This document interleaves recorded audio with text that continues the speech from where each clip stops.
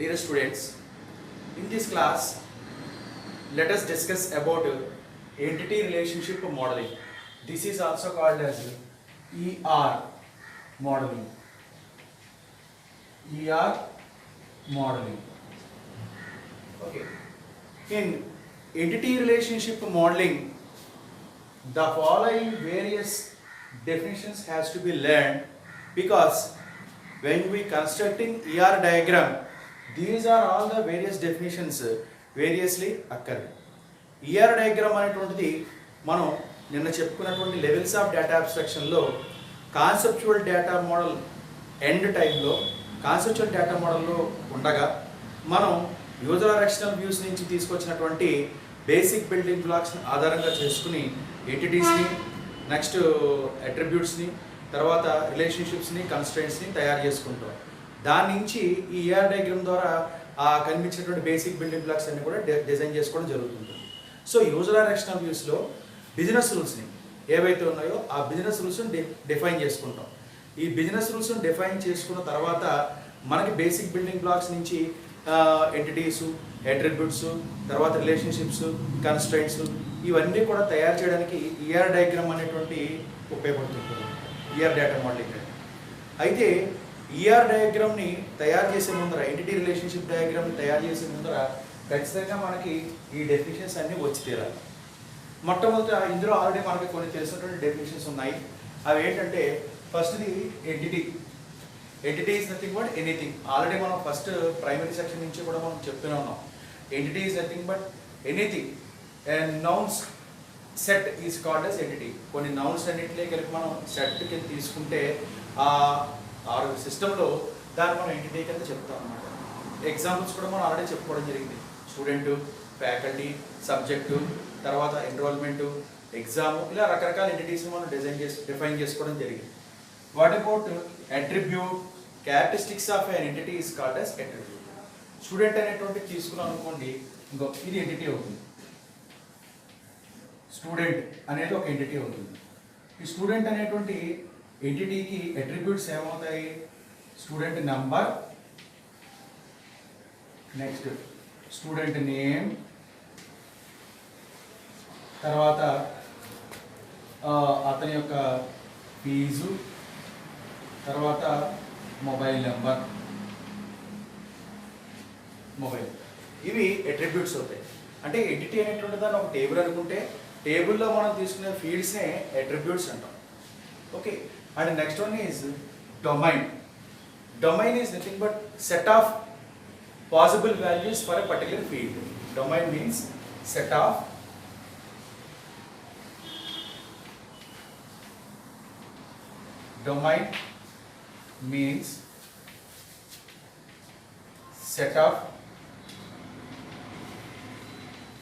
possible values of an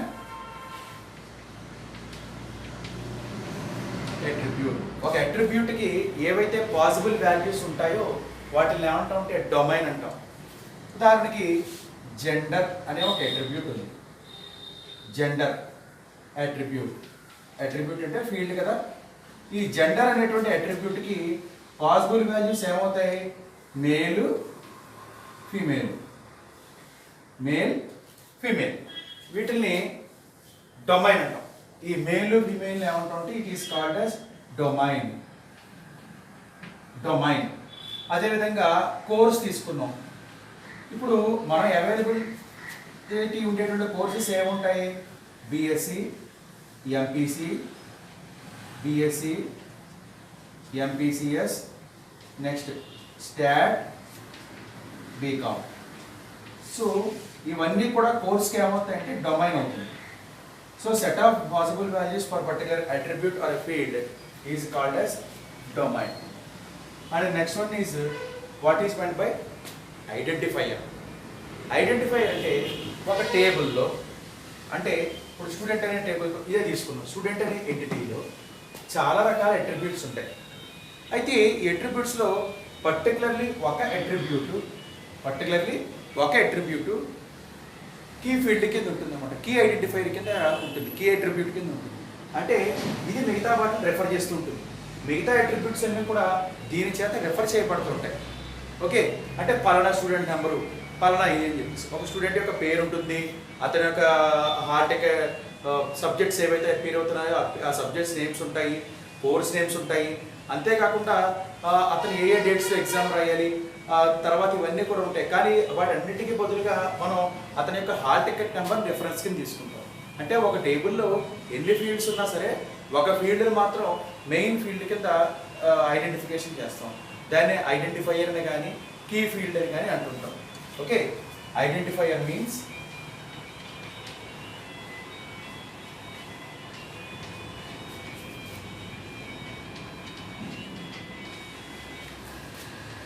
which refer an attribute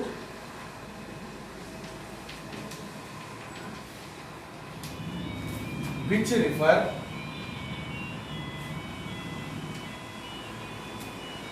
refers remaining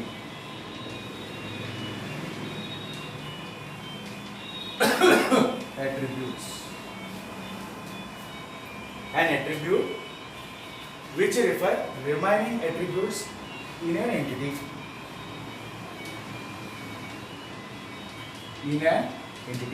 ఒక ఎంటిటీలో ఏ attribute అయితే మిగతా attributes అని రెఫర్ చేస్తుందో దాన్ని ఐడెంటిఫైయర్ అంటుంటాం అన్నమాట. ఇక్కడ ఐడెంటిఫైయర్ ఏమవుతుంది, ఇదో స్టూడెంట్ నెంబర్ అవుతుంది. Student number is also called as identifier. Okay, so ఇక్కడ స్టూడెంట్ నెంబర్ అనేటువంటిది ఐడెంటిఫై అవుతుంది. So this is identifier. And next one is composite primary key. సో ఇక్కడ స్టూడెంట్ నెంబర్ అనేటువంటిది ప్రైమరీకి అవుతుంది. ప్రైమరీకి.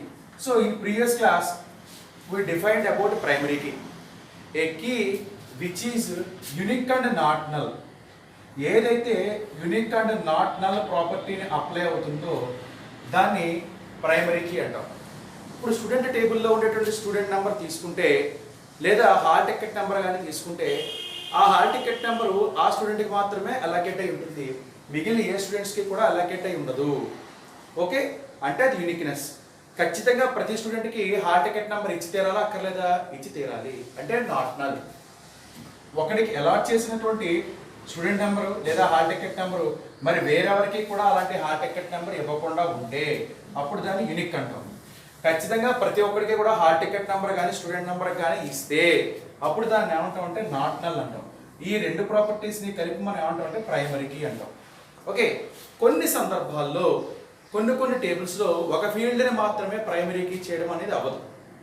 మరి అన్నప్పుడు ఏం చేస్తాం, రెండు ఫీల్డ్స్ని కలిపి ప్రైమరీ కీ చేస్తుంటాం.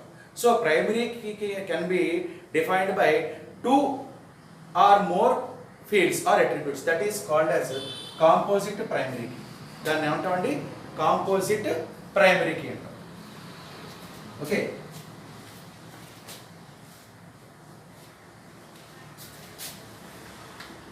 in some situations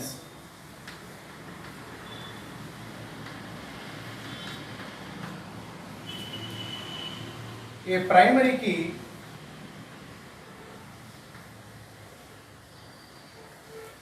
may be defined by 2 or more attributes. So దాన్ని called composite primary key.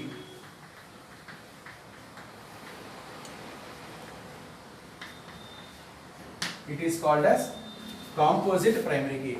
అలా ఉంటే కనుక అప్పుడు దాన్ని ఏమంటామంటే కాంపోజిట్ ప్రైమరీ కీ అంటాం. Okay, and next one is composite and single attribute.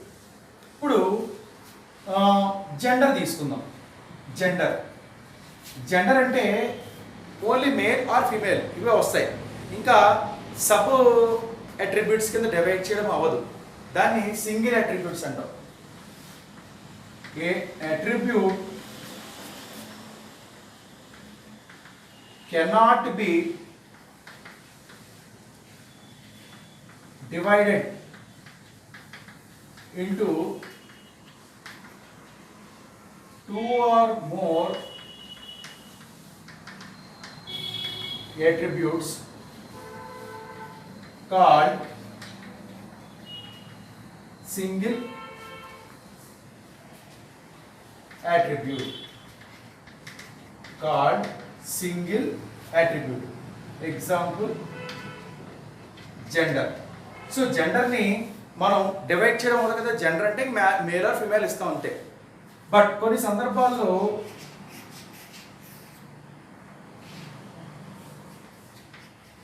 an attribute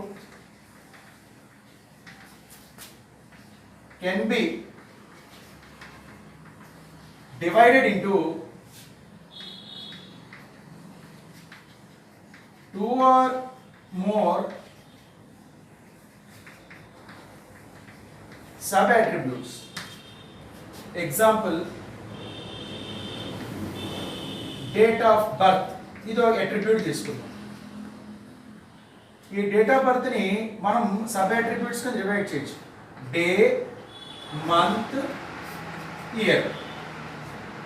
so date of బర్త్ని sub attributes కింద డివైడ్ చేయగలుగుతాం జరుగుతుంది అనమాట. అలాంటప్పుడు దాన్ని ఏమంటాం అంటే కాంపోజిట్ అట్రిబ్యూట్ అంటాం. Attributes called composite attribute.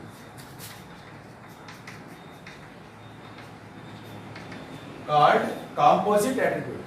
ఒక అట్రిబ్యూట్ని సబ్ అట్రిబ్యూట్స్ కింద డివైడ్ చేయడం జరుగుతూ ఉంటాయి కనుక అప్పుడు దాన్ని ఏమంటాం అంటే కాంపోజిట్ అట్రిబ్యూట్స్ అంటాం. ఇక్కడ డేట్ ఆఫ్ బర్త్ అట్రిబ్యూట్స్ ఉంటాయి, అట్రిబ్యూట్ అన్న ఫీల్డ్ అన్న ఉంటాయి. దీన్ని డే, మంత్, ఇయర్ మళ్ళీ సబ్ ఫీల్డ్స్ కింద సబ్ అట్రిబ్యూట్స్ కింద డివైడ్ చేయగలుగుతున్నాం కదా.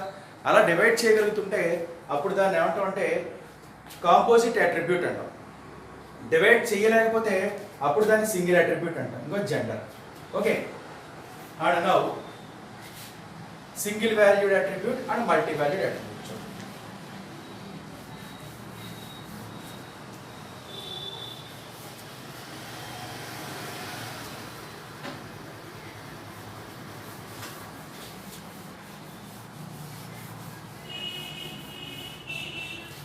If an attribute have only single value, then it is called a single valued attribute.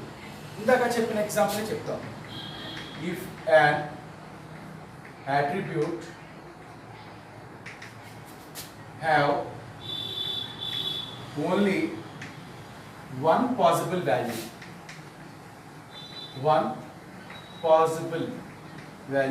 called single value attribute. Okay, example, gender.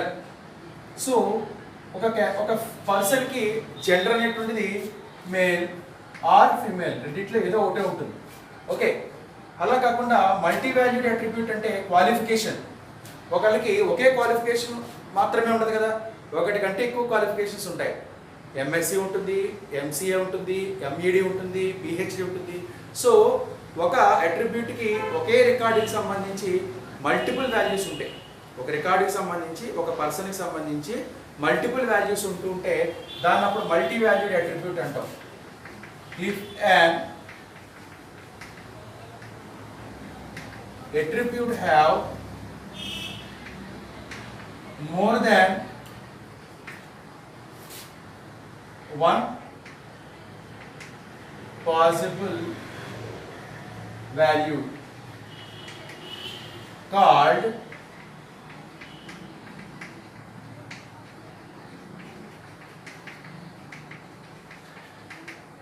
Multi valued attribute. Example చూద్దాం. Qualification. ఒక పర్సన్కి సంబంధించి qualifications UG ఉంటుంది, PG ఉంటుంది, PhD ఉంటుంది, ఇంకోటి లేదా B Ed ఉంటుంది. ఇలా రకరకాల క్వాలిఫికేషన్స్ ఉంటాయి కదా. సో ఒకే పర్సన్కి సంబంధించి మల్టిపుల్ వాల్యూస్ ఉంటే కనుక అప్పుడు దాన్ని ఏమంటాం అంటే మల్టీ వాల్యూడ్ అట్రిబ్యూట్ అంటాం. ఇక్కడ తీసుకుంటే ఒక పర్సన్కి సంబంధించి జెండర్ అంటే అయితే మేల్ అని లేకపోతే ఫీమేల్ అని చెప్తుంటాం. కానీ ఇక్కడ మల్టీ వాల్యూడ్ అట్రిబ్యూట్కి వచ్చేసరికి క్వాలిఫికేషన్ ఫీల్డ్ దగ్గరికి వచ్చేసరికి ఆ పర్సన్కి యూజీ ఉంటుంది, పీజీ ఉంటుంది, పిహెచ్డి ఉంటుంది, at the same time BEd లేదా ఎంఈడి ఇంకో కోర్స్ అయినా ఉండొచ్చు. అంటే మల్టిపుల్ కోర్సెస్ అతనికి క్వాలిఫికేషన్స్ ఉంటాయి కనుక ఆ క్వాలిఫికేషన్లో మల్టిపుల్ వాల్యూస్ మనం ఇవ్వడం జరుగుతుంటుంది అనమాట. So if an attribute have multiple values, then it is called as multi-valued attribute. And what about derived attribute? Derived attribute అంటే అర్థం ఏంటంటే ఒక అట్రిబ్యూట్కి సంబంధించి వాల్యూస్ మనం డైరెక్ట్గా ఇవ్వకుండా వేరే అట్రిబ్యూట్స్ ద్వారా వస్తూ ఉంటే కనుక అప్పుడు దాన్ని derived attribute అంటాం. Okay, an attribute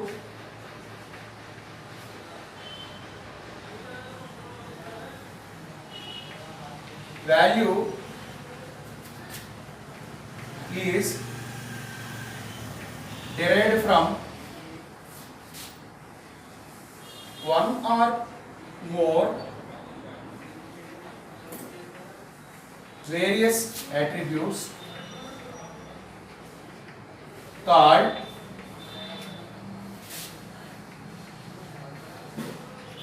derived attribute. Example చూద్దాం. ఇప్పుడు స్టూడెంట్కి సంబంధించి గ్రేడ్ పాయింట్ ఉంది. సో అతనికి గ్రేడ్ ఏఓ బిఓ సిఓ ఏదో ఇస్తాం. ఈ గ్రేడ్ అనేది డైరెక్ట్గా మనం ఇన్సర్ట్ చేస్తామో వేరే దేని నుంచైనా జనరేట్ అవుతుందా? అతని యొక్క మార్క్స్ నుంచి జనరేట్ అవుతుంది. సో గ్రేడ్ అనే అట్రిబ్యూట్ దేని నుంచి వస్తుంది? మార్క్స్. అంటే ఒక 3 సబ్జెక్ట్స్ తీసుకుందాం. Subject 1, subject 2, subject 3.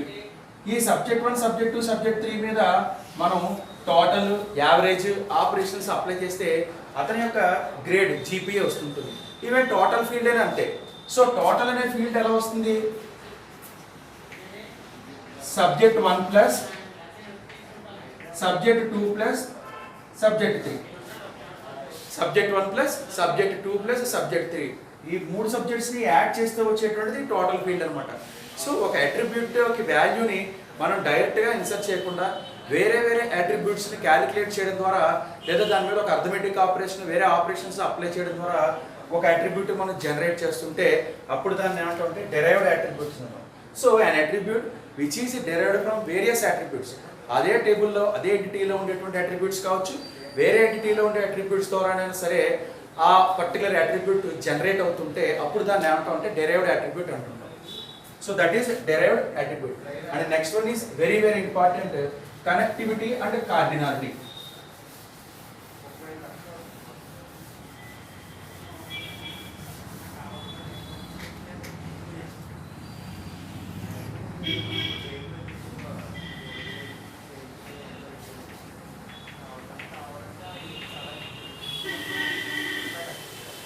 Connectivity means relationship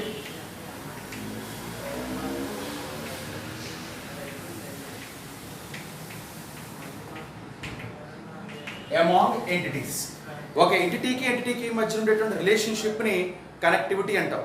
so it is based on business rule. ఏదైనా సరే బిజినెస్ రూల్ మీద ఆధారపడి ఉంటుంది. Business rule for example faculty తీసుకుందాం. ఫ్యాకల్టీ ఇది ఒక ఎంటిటీ, టీచర్స్ స్టూడెంట్ అనే ఒక ఎంటిటీ. ఫ్యాకల్టీకి స్టూడెంట్కి మధ్య ఉండే రిలేషన్ ఏంటి? ఫ్యాకల్టీ స్టూడెంట్స్కి టీచ్ చేస్తాడు కాబట్టి ఫ్యాకల్టీకి స్టూడెంట్కి మధ్య ఉండేటువంటి కనెక్టివిటీ ఏంటంటే టీచర్స్ అనమాట. So A relationship among entities is called as connectivity. అలాగే ఇంకొక ఎగ్జాంపుల్ తీసుకుందాం. Student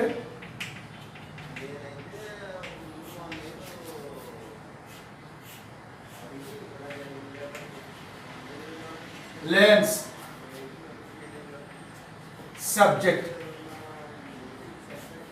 Student learns subject. Okay, so student subject నేర్చుకుంటాడు కాబట్టి learns అనేటువంటిది ఇక్కడ కనెక్టివిటీ అవుతుంది.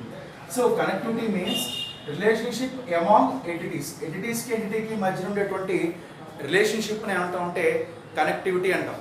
ఇక్కడ టీచర్స్ లెర్న్స్ ఇవి ఏమవుతాయంటే కనెక్టివిటీ అవుతుంది. And next one is cardinality. Cardinality means minimum and maximum possible values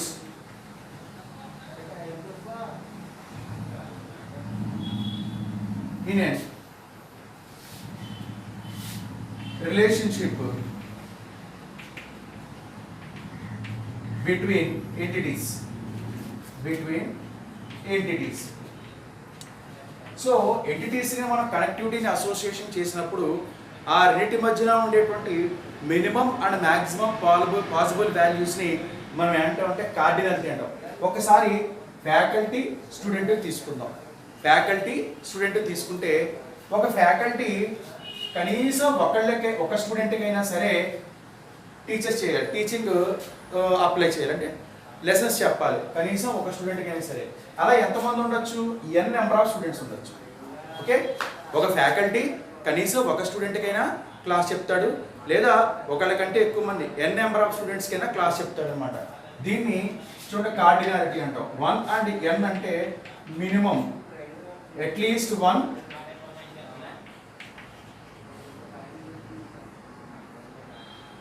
at most n, at least 1 or at most n అనమాట. So ఒక ఫ్యాకల్టీ కనీసం ఒక స్టూడెంట్కైనా క్లాస్ చెప్తాడు, లేదా n నెంబర్ ఆఫ్ స్టూడెంట్స్కి క్లాస్ చెప్తాడు.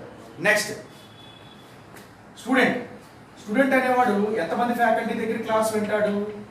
అట్లీస్ట్ ఒక ఫ్యాకల్టీ దగ్గర నా క్లాస్ వింటాడు. At the same time n number of faculties దగ్గర క్లాస్ వినొచ్చు. ఎట్ ద సేమ్ ఇక్కడ చూడండి, స్టూడెంట్ అండ్ సబ్జెక్ట్.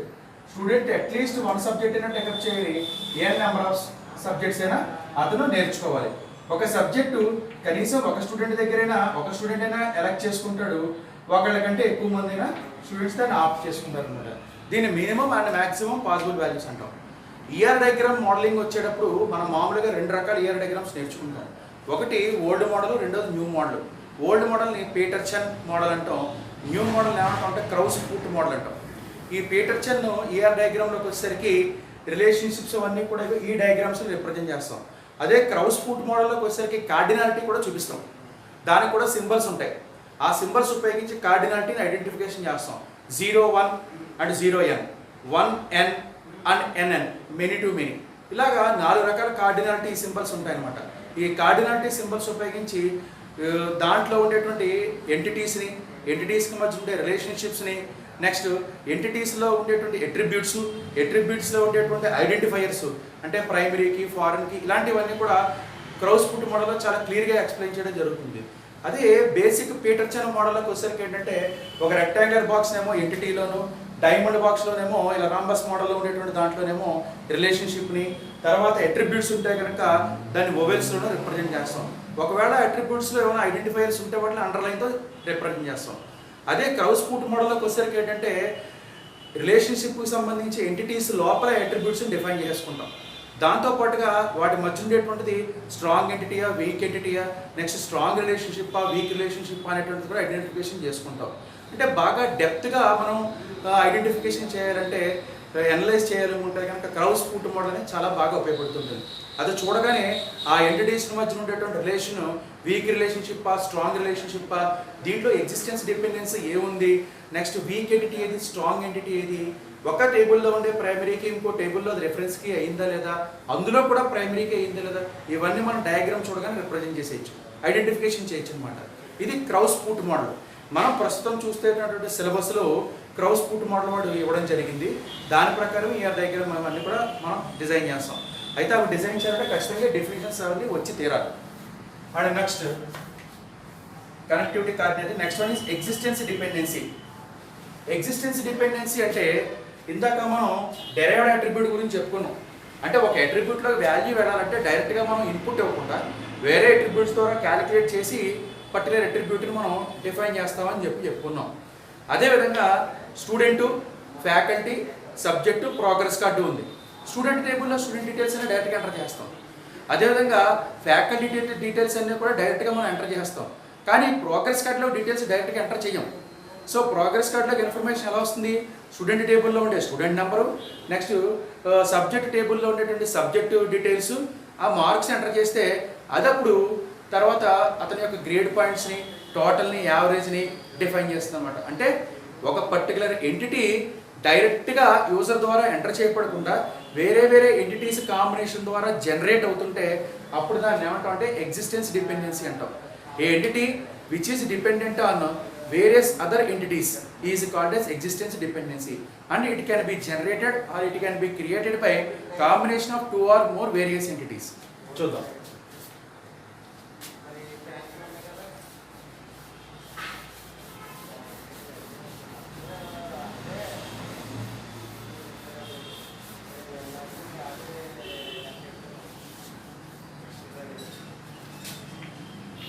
స్టూడెంట్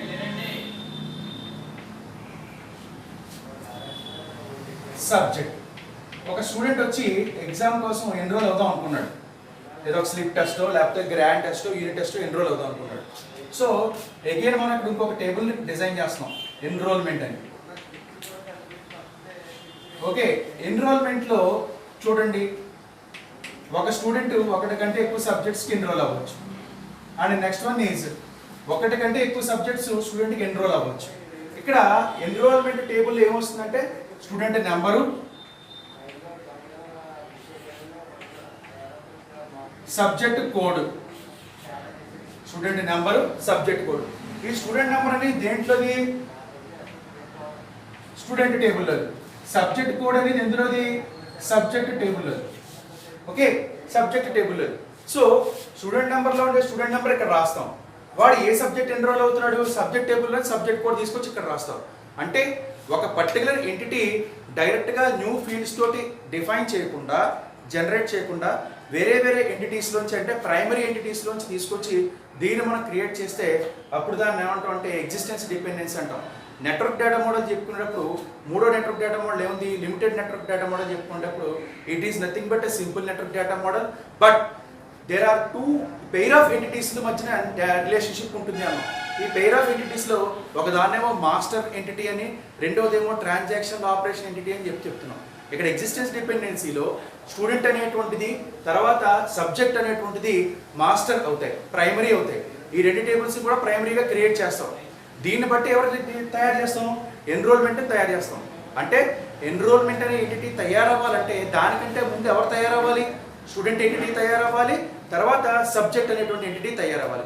ఈ రెండింటి ఎంటిటీస్ తయారైన తర్వాత అప్పుడు ఎంటిటీని ఉపయోగించి అతను ఏ సబ్జెక్ట్కి ఎన్రోల్ అవుతాడు ఆ సబ్జెక్ట్ మనం డిఫైన్ చేసుకుంటాం అన్నమాట. కాబట్టి ఇక్కడ ఎన్రోల్మెంట్ అనేటువంటిది ఏమవుతుందంటే ఎగ్జిస్టెన్స్ డిపెండెన్సీ అంటాం.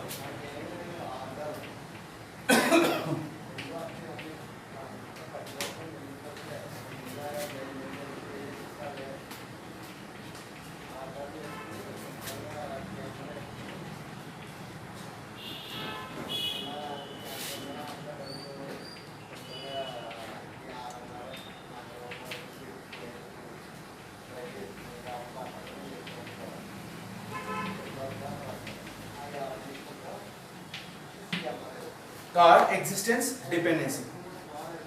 And the next one is relationship strength. It's very very important.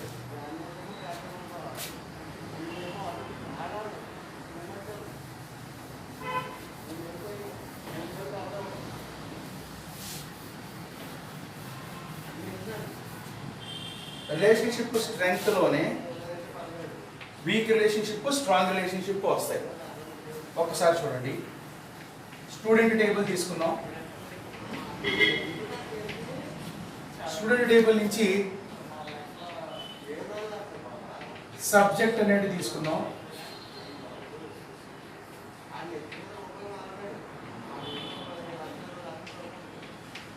Enrolment తీసుకున్నాం.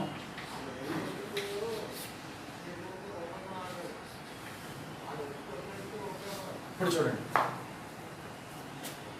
ఒక టేబుల్లో ఉండేటువంటి ప్రైమరీకి వేరే టేబుల్లో కూడా ప్రైమరీకి అయితే, ఒక టేబుల్లో ఉండేటువంటి ప్రైమరీకి స్టూడెంట్ టేబుల్లో స్టూడెంట్ నెంబర్ అనేటువంటిది ప్రైమరీకి, ఈ స్టూడెంట్ టేబుల్లో ప్రైమరీకి అయినటువంటి స్టూడెంట్ నెంబరు దీని నుంచి డెరైవ్ చేయబడినటువంటి ఎన్రోల్మెంట్ టేబుల్లో కూడా ప్రైమరీకి అయితే, అంటే ఒక స్టూడెంట్ ఓన్లీ ఒక ఎగ్జామ్కి లేకపోతే ఒక సబ్జెక్టు మాత్రమే ఎన్రోల్ చేసుకోవాలని రూల్ పెట్టారు. నువ్వు ఒక ఎగ్జామ్ ఒక సబ్జెక్ట్ మాత్రమే రాయడానికి వీలు ఉంటుంది, ఏదో ఇన్స్టెంట్ ఎగ్జామ్ ఏదో అనుకున్నాం. సో అలాంటప్పుడు ఖచ్చితంగా ఇందులో ఒక స్టూడెంట్ ఎన్నిసార్లు ఎన్రోల్ అవుతాడు, ఒక్కసారి మాత్రమే ఎన్రోల్ అవ్వాలి, ఒకటి కంటే ఎక్కువ సార్లు ఎన్రోల్ అవ్వడానికి వీల్లేదు. సో ఒక టేబుల్లో ఉండేటువంటి ప్రైమరీ కీ ఫీల్డ్ ఏదవుతుందో దానికి రిలేట్ చేయబడినటువంటి టేబుల్లో కూడా అది ప్రైమరీ కీ అయితే అప్పుడు దాన్ని ఏమంటామంటే స్ట్రాంగ్ రిలేషన్షిప్ అంటాం. దాన్ని ఏమంటామండి? స్ట్రాంగ్ రిలేషన్షిప్ అంటాం. అలా కాకుండా ఒక టేబుల్లో ఉండేటువంటి ప్రైమరీకి, ఇక్కడ సబ్జెక్ట్ కూడా ప్రైమరీకి, ఒక స్టూడెంట్ ఒక సబ్జెక్ట్కి ఎన్రోల్ అవ్వాలి, అదే సబ్జెక్ట్ వేరే స్టూడెంట్కి ఎన్రోల్ అవ్వచ్చు కదా. కాబట్టి ఇక్కడ ప్రైమరీకి అవ్వకూడదు, రెఫరెన్స్కి అవ్వాలి. రెఫరెన్స్కి అంటే ఇలా డాటెడ్ లైన్స్తో రాస్తాం. రెఫరెన్స్కి అంటే ఎలా రాస్తామండి? డాటెడ్ లైన్స్తో రాస్తాం. ఇదేమో డైరెక్ట్గా సింగిల్ లైన్ రాస్తాం, ఇలా థిక్ లైన్. సో ఒక టేబుల్లో ఉండే ప్రైమరీకి ఇంకో టేబుల్లో ప్రైమరీకి అయితే అది స్ట్రాంగ్ రిలేషన్షిప్ అవుతుంది. అంటే ఈ రెండింటికి మధ్య ఉండేటువంటిది ఏంటంటే స్ట్రాంగ్ రిలేషన్షిప్. డైరెక్ట్గా సింగిల్ లైన్ రాస్తాం, ఇలా ఒకటే సింగిల్ లైన్. దీన్ని స్ట్రాంగ్ రిలేషన్షిప్ అంటాం. మరి వీక్ రిలేషన్షిప్ అంటే ఒక టేబుల్లో ఉండేటువంటి ప్రైమరీకి వేరే టేబుల్లో ఫారెన్ కీ అయితే, సబ్జెక్ట్ కోడ్ అనేది సబ్జెక్ట్ టేబుల్లో ప్రైమరీకి, కానీ అది ఎన్రోల్మెంట్ టేబుల్ ఏమైంది? రెఫరెన్స్కి అయింది. అప్పుడు దాన్ని ఏమంటాం అంటే వీక్ రిలేషన్షిప్ అంటాం. దాన్ని మనం డాటెడ్ లైన్స్తో రాస్తాం, అంటే కంప్లీట్ లైన్స్ ఉండవు, ఇలాగా ఇలా ఉంటాయి.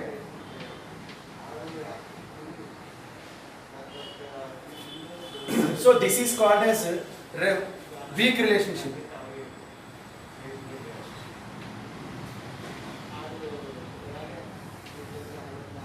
A primary key attribute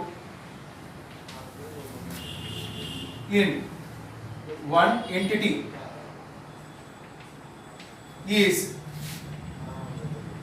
also be a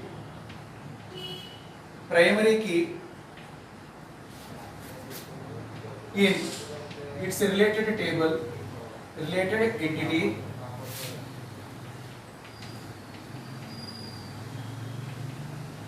then the relationship is called as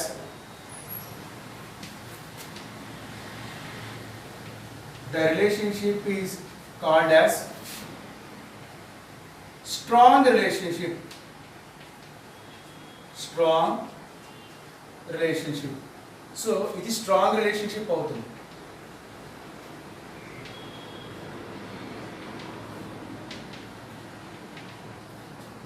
relationship అవుతుంది. At the same time a ప్రైమరీకి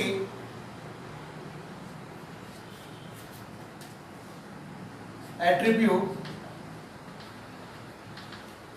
in one relation or one entity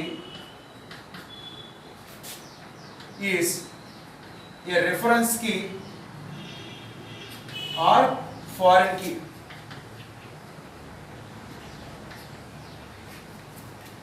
In its related entity.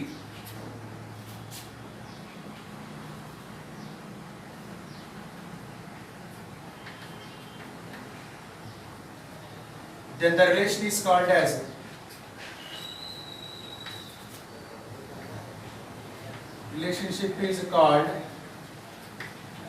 weak relationship.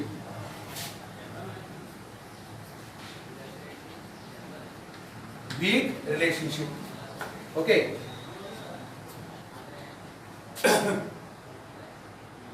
And next, what is meant by weak entity?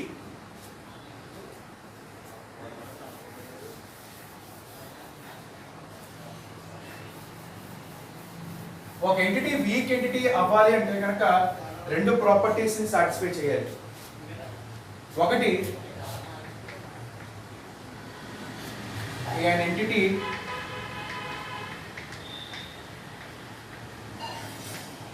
is called weak entity if it is point number 1 existence dependency అయి ఉండాలి. Point number 1 existence dependence అయి ఉండాలి. Point number 2 week relationship ఉండాలి. Week relationship ఉండాలి. అలాంటప్పుడు దాన్ని ఏమంటాం అంటే వీక్ ఎంటిటీ అంటాం. ఎన్రోల్మెంట్ని సబ్జెక్ట్ వైపు నుంచి చూస్తే ఇది వీక్ ఎంటిటీ అవుతుంది, స్టూడెంట్ వైపు నుంచి చూస్తే అది స్ట్రాంగ్ ఎంటిటీ అవుతుంది అన్నమాట. So so that is about weak entity. So ఒక ఎంటిటీని వీక్ ఎంటిటీ అని ఎప్పుడు అంటాం అంటే అది ఎగ్జిస్టెన్స్ డిపెండెన్సీ అయి ఉండాలి, అంటే డైరెక్ట్గా అది డిఫైన్ అయి ఉండకూడదు. ఎంటిటీ వేరే ఎంటిటీస్ నుంచి అది జనరేట్ అయినటువంటి ఎంటిటీ ఉండాలి. రెండోది వీక్ రిలేషన్షిప్ ఉండాలి, అంటే ఒక టేబుల్లో ఉండే ప్రైమరీకి దీంట్లో ఫారెన్ అయి ఉండాలి కానీ ప్రైమరీకి ఉండకూడదు. ఈ రెండు ప్రాపర్టీస్ అప్లై అయితే అప్పుడు దాన్ని ఏమంటాం, ఆ ఎంటిటీని వీక్ ఎంటిటీ అంటాం అన్నమాట. Okay, and next one is relationship degree. Relationship degree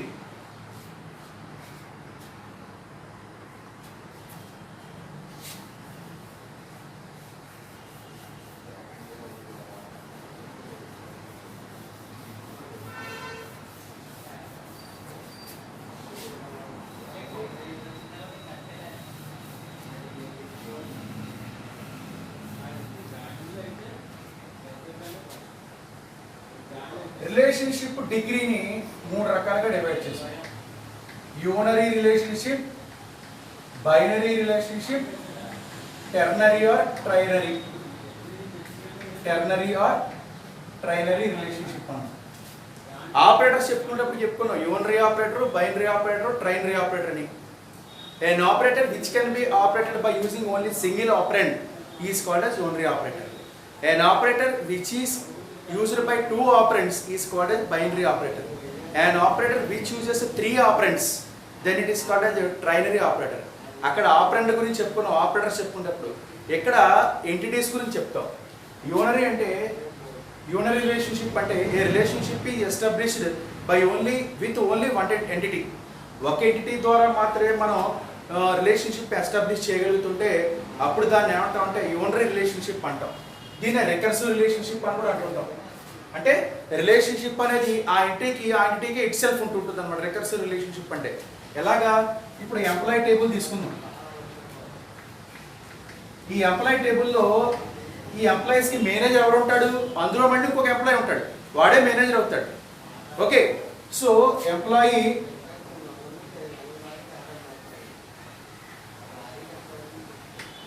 head of, employee head of అన్నాం. అంటే ఒక n నెంబర్ ఆఫ్ ఎంప్లాయీస్ ఉన్నారు, ఒక 10 మెంబర్స్ ఉన్నారు ఎంప్లాయీస్. ఈ 10 మెంబర్స్లోనూ కూడా సీనియర్ ఎవరైతే ఉన్నారో వాళ్ళని హెడ్ ఆఫ్ ది ఎంప్లాయీస్ అన్నాం, మీరు మేనేజర్ అండి అన్నాం. అంటే మేనేజర్ అనేవాడు కూడా ఈ 10 మంది ఎంప్లాయీస్ ఉంటుంటారు కదా. అదే ఇప్పుడు ఫ్యాకల్టీ తీసుకుందాం. ఈ ఫ్యాకల్టీ ఫీల్డ్లో అందరు ఫ్యాకల్టీస్ వచ్చేస్తారు, కానీ అందులో హెచ్ఓడి అనేవాడు అక్కడ ఉంటాడు, HOD head of the department. So ఈ ఫ్యాకల్టీ ఫీల్డ్లో ఒక 10 మంది ఫ్యాకల్టీస్ ఉంటే ఈ 10 మంది ఫ్యాకల్టీస్లో 9 మంది ఫ్యాకల్టీస్కి ఒక 10వ వ్యక్తి సీనియర్ ఎవరైతే ఉన్నాడో వాడు హెచ్ఓడి అవుతాడు. అంటే ఫ్యాకల్టీ డిపార్ట్మెంట్లో అంటే ఫ్యాకల్టీ ఎంటిటీలో హెడ్ ఆఫ్ ది డిపార్ట్మెంట్ అనేది అదే ఫ్యాకల్టీ ఫీల్డ్కి అప్లై చేస్తాం. అంటే ఒక రిలేషన్షిప్ అనేటువంటిది అదే టేబుల్కి అదే ఎంటిటీకి మనం అప్లై చేస్తుంటే కనుక అప్పుడు దాన్ని ఏమంటామంటే యూనరీ రిలేషన్షిప్ అని కానీ రికర్సివ్ రిలేషన్షిప్ అని కానీ అంటుంటాం. అదే బైనరీ రిలేషన్షిప్ అంటే అర్థం ఏంటి, రెండింటికి చెప్పాం కదా, స్టూడెంట్ తర్వాత subject. A relationship is established between two entities. So this is unary.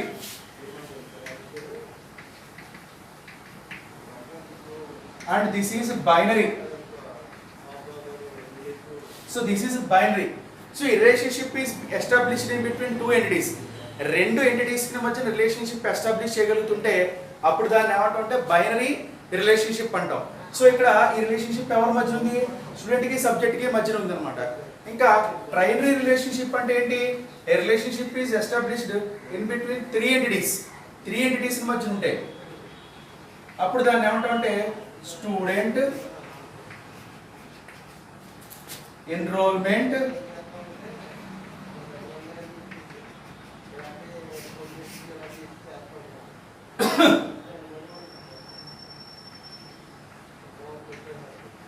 Subject. Student, enrolment, subject. So a relationship is established in between three entities మధ్య రిలేషన్షిప్ ఎస్టాబ్లిష్ చేస్తే అప్పుడు దాన్ని ఏమంటామంటే ట్రైనరీ రిలేషన్షిప్ అంటాం. ఓకే, యూనరీ రిలేషన్షిప్లో relationship is established with only one entity, one entity itself, దాన్ని unary అంటాం. Between two entities,